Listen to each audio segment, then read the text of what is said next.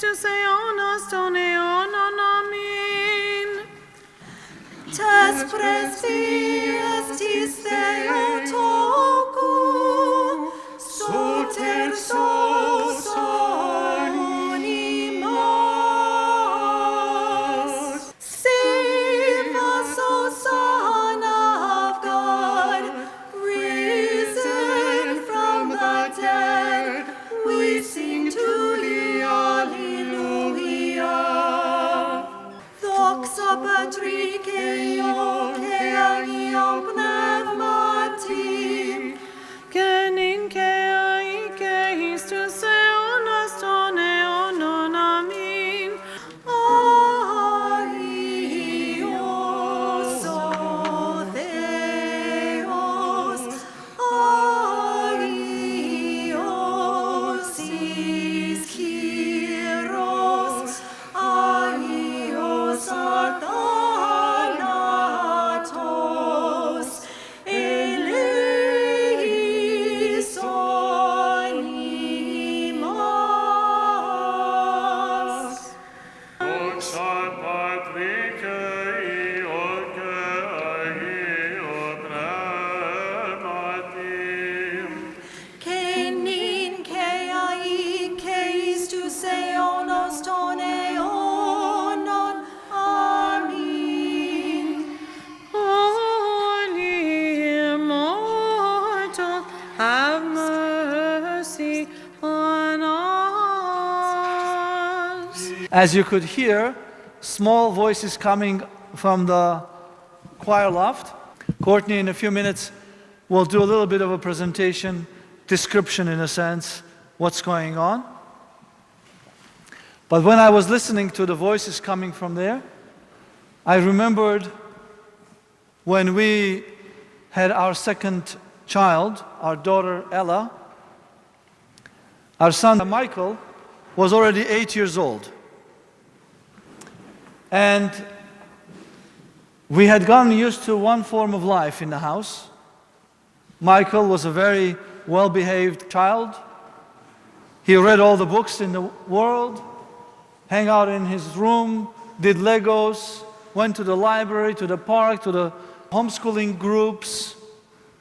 We didn't have to worry about his education because he was self-taught. He would just learn about anything he wanted to learn. For 8 years. And then all of a sudden, everything changed in the house. We had little, very beautiful baby girl, and we had forgotten how to take care of babies. Just kidding. My wife still remembers. But I have a picture in the hospital when Michael is holding Ella, and he's like, "What is this?" Because the house was parents and a son, and that's it. And all of a sudden, the dynamic of the whole entire family had changed. I'm not talking about now waking up all night, taking care. Michael didn't remember those things. But I remembered when he was newborn. So every person in the church and every ministry in the church is like that. It's like a little baby. Often we get used to the things that we do well, and we do them because that's what we do. And then other things are presented to our attention, to our efforts to try. And it is like that little baby coming into the house of the adults. What is it that makes the baby healthy, strong, and grows without accidents? Is that when the baby is brought home from the hospital, the attention of everybody in the family is taken away from everything else and concentrated on the baby. That he or she doesn't cry too much, is fed on time, the diaper is changed. And then the second stage of bringing a baby home is when they start walking. They would fall, and they would crawl up and stand up again, and try to walk, and then they would fall again. And we were there to catch them so that they don't hurt themselves. But it was their effort to get on their feet and make that first step. But they can't do it by themselves. Even the Mowgli didn't do it by himself in the woods. There were some wolves helping him. So as a community of parenting style people, we are to have that kind of approach to every ministry that starts. We need to take attention away from ourselves, from everything else, and embrace that one small baby that is in the house of God, and help it to grow. And one day, all of you will not be sitting in the pews. You either will be here, there, based on your preference, or up there. So I will be praying from the altar, and you together, from one side or the other, or from there, respond to the prayers. And that's the best way of including people into prayer life. And without further ado, I'll ask Courtney to come say a few words. She is the new choir director. We also have someone who will play the organ at one point when we have enough people up there. I don't want the organ just take over everything when these people are still struggling to learn how to walk. Hi, Kalimera. I'm Courtney Rowe. A couple years ago, Presbytera and Despina had reached out and asked if I might be interested in starting to teach some of the Sunday school kids some of the music from church.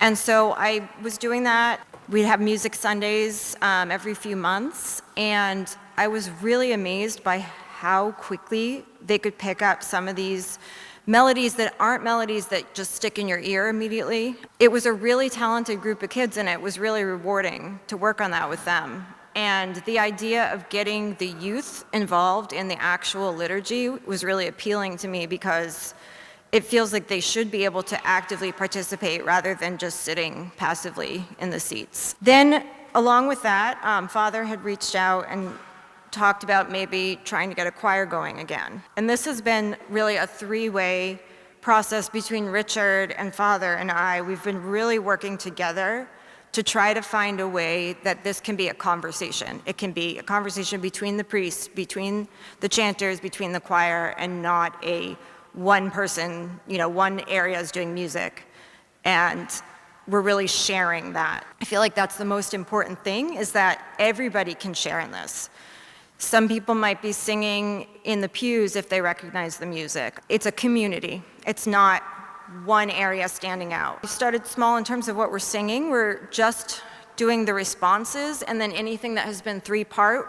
Richard took the time to really work out a way so that we were all sharing what we were singing when it was three parts or it was responses. I'm really grateful for that, because that gave me a map to follow. We may add more to what we're singing. I had mentioned to Richard, I always feel bad that the chanters are rushing up to take communion and swallowing it as fast as they can to get back and continue singing. So maybe the choir can be providing the music so they can take their time for communion. It gives an opportunity for them to rest their voices a little bit. It gives an opportunity for everybody to share the music and what's going on. We're also starting small in terms of numbers.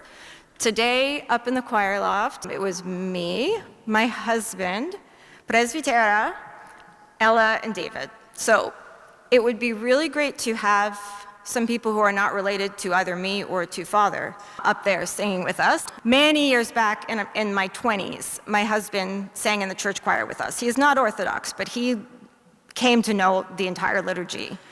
Then he got hired as a soloist at a congregational church, and we didn't have his voice here anymore. He still remembers all of it. This is not something you need to read music for. It is something that if you've been attending church, you will know that music. Presbytera also is normally in the chant stands, and she has so graciously offered to be up there with me so that I have another person standing next to me, and so that her children feel more comfortable as well being up there if she's there. My two girls are planning to sing when their high school swim season ends. Right now they have practice every Sunday, but we really could use more. You don't need to read music. You can ear this out. It's mostly just responses. If you do read music, I spent the whole summer arranging 4-part music for every bit of the liturgy.